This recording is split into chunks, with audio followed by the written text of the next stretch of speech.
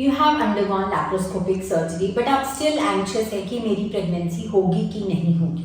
Hi, I am doctor Harman, obstetrician and gynae laparoscopic surgeon. आज हम बात करने जा रहे हैं प्रेगनेंसी आफ्टर लैप्रोस्कोपिक सर्जरी के बारे में। तो हम ये पहले जानते हैं कि लैप्रोस्कोपिक सर्जरी अगर आपकी हुई है तो कोई ना कोई इंडिकेशन तो रही होगी कि क्यों लैप्रोस्कोपिक सर्जरी आपको करवानी पड़ी। When you were trying to get pregnant तो आपको प्रेगनेंसी नहीं हो रही थी, तो इसकी वजह से आपकी लैप्रोस्कोपिक सर्जरी हुई। अब बहुत से रीजंस होते हैं लैप्रोस्कोपिक सर्जरी होने के। एक तो होता है डायग्नोस्टिक लैप्रोस्कोपिक, जिसमें कि हम जानते हैं कि क्यों प्रेगनेंसी नहीं हो रही। दूसरा होता है एंडोमेट्रियोसिस, जो कि एक डिजीज होती है जिसमें कि यूट्राइन लाइनिंग जो है वो बाहर को या यूट्रस के अंदर मसल में ग्रो करना शुरू हो जाती है।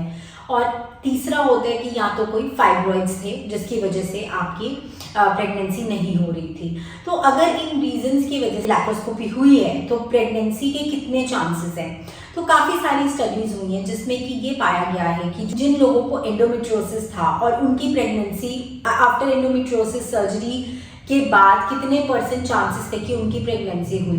तो 26.5% ऑफ दी लोग थे जो उनकी pregnancy after laparoscopic surgery for endometriosis after 6 months of laparoscopic surgery and 49% of pregnant हुए after 1 year of their laparoscopic surgery for endometriosis.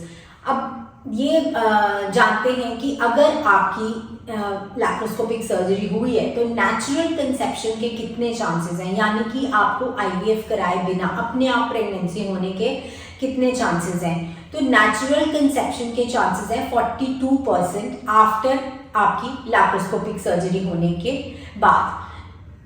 तो ऐसा नहीं है कि अगर आपने लैप्रोस्कोपिक सर्जरी करवाई है तो प्रेगनेंसी नहीं होगी। Pregnancy will depend on number of factors कि वो स्टेज क्या थी एंडोमेट्रियोसिस की, किस रीजन की वजह से वो लैप्रोस्कोपिक सर्जरी हुई है और आपकी एज क्या है।